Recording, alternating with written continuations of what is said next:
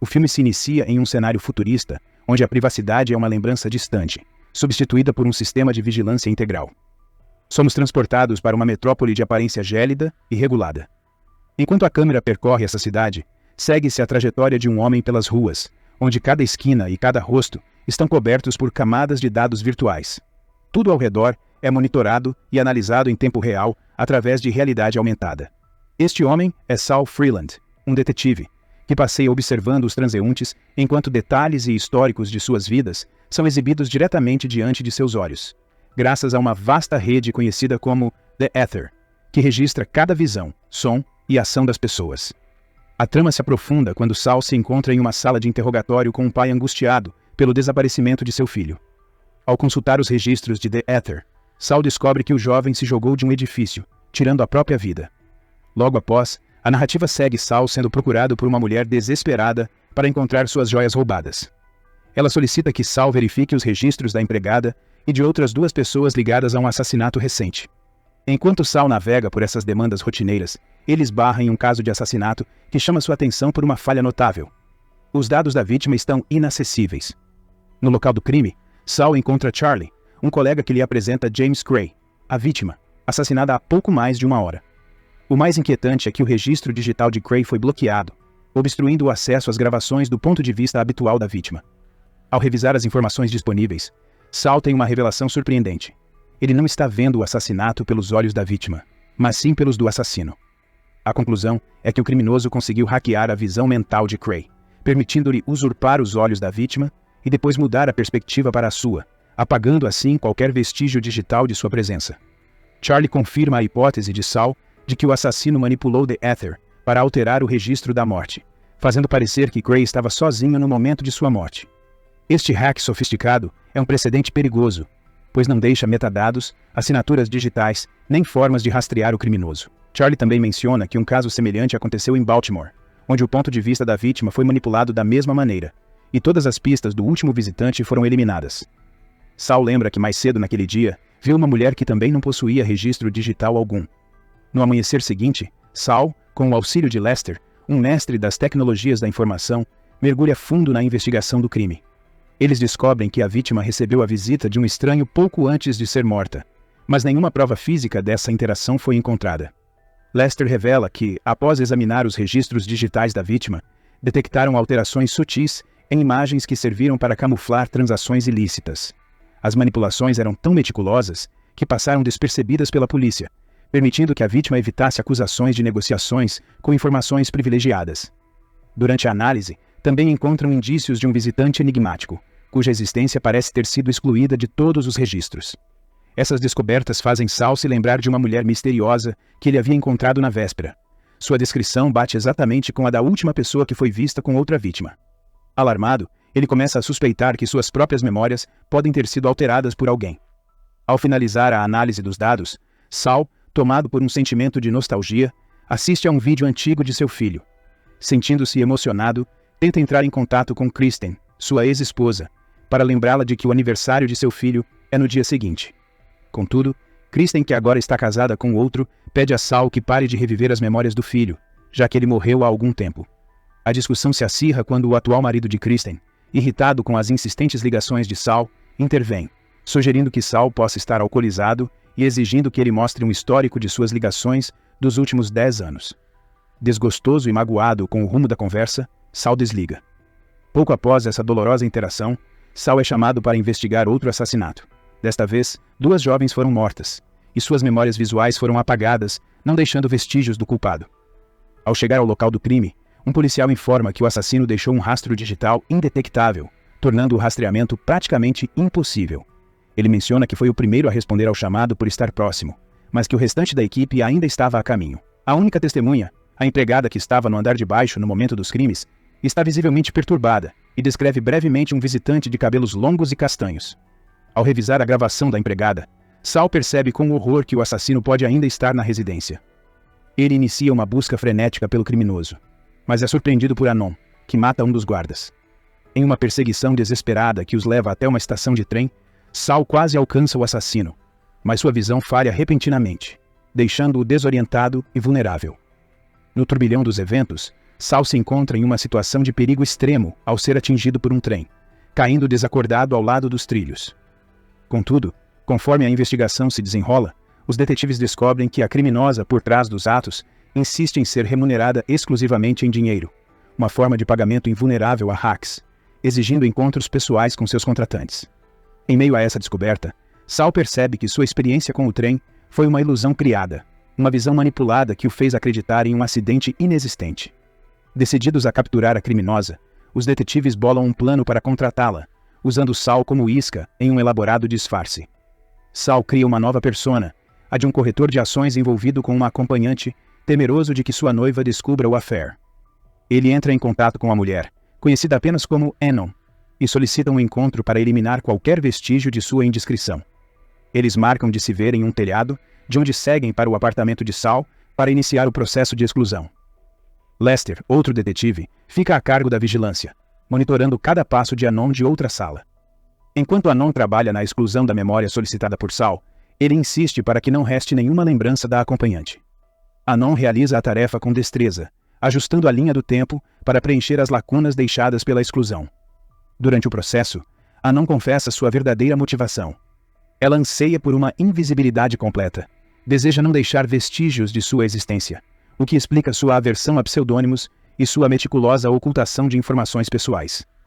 Após finalizar o serviço, Anon pega o pagamento e desaparece rapidamente na penumbra da cidade. Sal tenta segui-la, mas ela evapora antes que ele consiga alcançá-la. Movendo-se cautelosamente pelo corredor com a arma em mãos, ele constata que ela sumiu sem deixar rastros. No dia seguinte, Sal e Charlie se encontram com a equipe e um novo especialista em tecnologia, Cyrus Fryer, que consegue hackear a visão de Anon, permitindo que a equipe acompanhe suas ações em tempo real, através dos olhos dela. Lester esclarece que, para localizar Anon, ela precisa estar ativa no éter. Eventualmente, ela se conecta à rede e começa a revisar uma memória que envolve Gaspar Nix, um renomado negociante de arte. A memória mostra Gaspar negociando com Max Skinner, um falsificador conhecido. Anon então manipula a memória, apagando o encontro de Gaspar com Max e substituindo-o por imagens de Gaspar, fingindo descobrir uma pintura valiosa. Mais tarde, Gaspar tenta vender a falsificação como uma obra legítima, visando lucrar com a enganação. Enquanto os detetives concentravam seus esforços em rastrear a trilha digital de Anon, eles conseguiram desvendar a rota através de uma dúzia de proxies. No entanto, o último proxy se mostrou inalcançável, escondendo Anon nas sombras da rede. Durante um dia inteiro, os detetives se empenharam na vigilância digital de Anon, mas sua habilidade em permanecer indetectável os deixou à beira da exaustão. Em um momento fugaz, ela se aproxima de uma janela, e eles quase conseguem identificar seu paradeiro, mas então a conexão é interrompida. Confuso, Sal interroga sobre seu paradeiro, e Cyrus revela que a perderam. Ela conseguiu desmantelar a cadeia de proxies que utilizavam para segui-la. Ele sugere iniciar uma nova busca, uma manobra evasiva conhecida, embora haja o risco de ela já estar ciente de que estão em sua cola. Logo após, recebem a notícia de que Gaspar foi assassinado, replicando o modus operandi observado nas vítimas anteriores. A frieza de Gaspar, o comissário, ao descartar a seriedade dos assassinatos, sugerindo que as vítimas de alguma forma provocaram seu próprio fim, contrasta com a gravidade com que Sal encara o caso. Ele percebe que estão lidando com uma ameaça muito mais séria do que imaginavam. Com a investigação aparentemente travada, Charlie propõe que Sal se infiltre novamente no submundo para colher mais informações sobre Anon. Dessa vez, Sal se disfarça como comprador de drogas, visando se aproximar dela novamente. Em um encontro no apartamento de Sal, Anon prossegue em sua tarefa de apagar memórias indesejadas para substituí-las conforme as instruções de Sal. Conforme o tempo passa, eles desenvolvem uma conexão pessoal, e Anon começa a compartilhar seus dilemas, estreitando os laços entre eles. Entretanto, a situação muda quando Sal começa a usar drogas, levantando suspeitas em Anon. Ela o confronta com uma arma, questionando a existência de uma suposta namorada, pois seu comportamento sugere que ele é solteiro. Com habilidade, Sal consegue desviar suas suspeitas, convencendo-a a baixar a arma, e num momento de tensão, eles se beijam, culminando em uma noite de intimidade. Após o ocorrido, Anon se dirige ao banheiro, onde acaba descobrindo a verdadeira identidade de Sal como detetive. Sentindo-se traída, ela deixa o apartamento apressadamente. Momentos depois, Sal ouve um disparo, e ao investigar, encontra Lester morto, presumivelmente por Anon. Logo em seguida, Anon retoma o contato com Sal, lançando uma ameaça sombria. Ela avisa que, se ele persistir em sua busca por ela, encontrará o mesmo destino fatal. Ela o desafia, destacando que ele tem um grande problema em olhar para o passado, porque fazer isso poderia expor sua verdadeira identidade. A advertência é séria. Se Saul continuar nesse caminho, pode ser sua ruína. Posteriormente, Charlie confronta Saul, mostrando-se frustrado e decepcionado. Ele repreende Saul por ter permitido que Anon escapasse, e pior, que Lester fosse assassinado durante a confusão. Charlie questiona a capacidade de Saul de superar esse golpe, ressaltando que Anon conseguiu penetrar suas defesas, acessar seus arquivos e desvendar suas fraquezas. A partir daí, Anon começa a atormentar Saul de maneira implacável, trazendo à tona suas memórias mais angustiantes. Ela o obriga a reviver episódios traumáticos de sua vida, como a vez em que foi agredido, perseguido por um cachorro ou preso em um quarto infestado de ratos. Os golpes psicológicos se intensificam com a revelação de que o filho de Saul morreu em um trágico acidente de carro, um evento que o marcou profundamente. No dia seguinte, Saul descobre, para seu desespero, que Anon deletou todas as memórias felizes que ele guardava de sua família.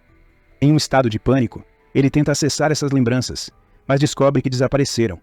Sem alternativas, ele busca a ajuda de sua ex-esposa, Kristen, suplicando que ela compartilhe qualquer lembrança que tenha de seu filho. Porém, Kristen revela que suas memórias também foram apagadas, deixando-os ambos em desolação. Nesse momento de desespero, Saul percebe que seu apartamento está em chamas. Em um reflexo de autodefesa, ele saca sua arma e começa a disparar aleatoriamente, tentando se proteger do que acredita ser uma ameaça real.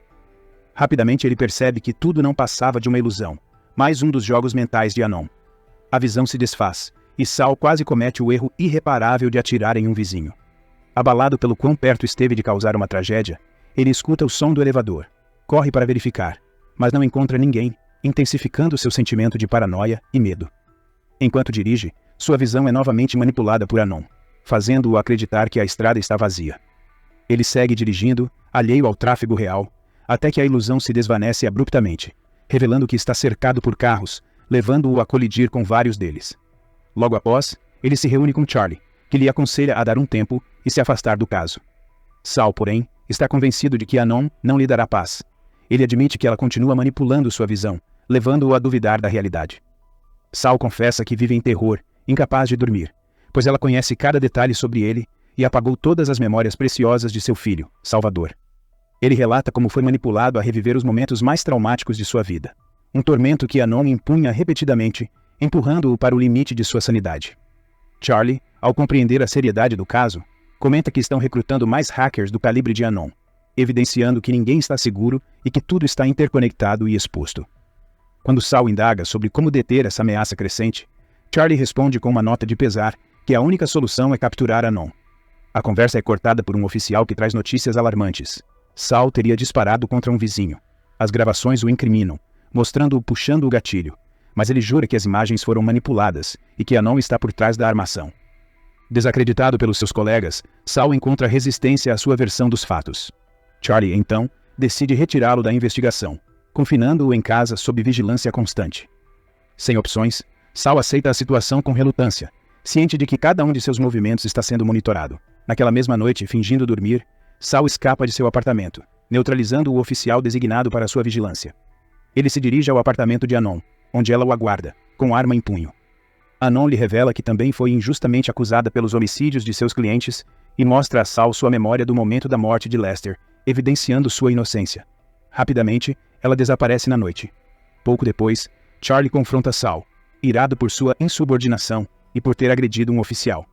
Saul tenta justificar suas ações, convencido da inocência de Anon, mas Charlie rejeita suas explicações, questionando a integridade de seu julgamento. Charlie suspende Saul oficialmente, caça seu acesso e intensifica sua vigilância, alertando-o de que estará sob olhos atentos. No dia seguinte, uma mensagem de texto de Anon sugere um encontro. Ela aparece no apartamento de Saul, conseguindo distrair os oficiais que o vigiam. No entanto, o verdadeiro assassino que a seguia adentra sorrateiramente o local com intenções letais contra Saul. No ápice do conflito, Saul leva um tiro no abdômen. É nesse momento crítico que se revela a verdadeira identidade do assassino. Cyrus, o recém-chegado especialista em TI da equipe de detetives, que por anos esteve obcecado por Anon e assassinou todos que se envolveram intimamente com ela.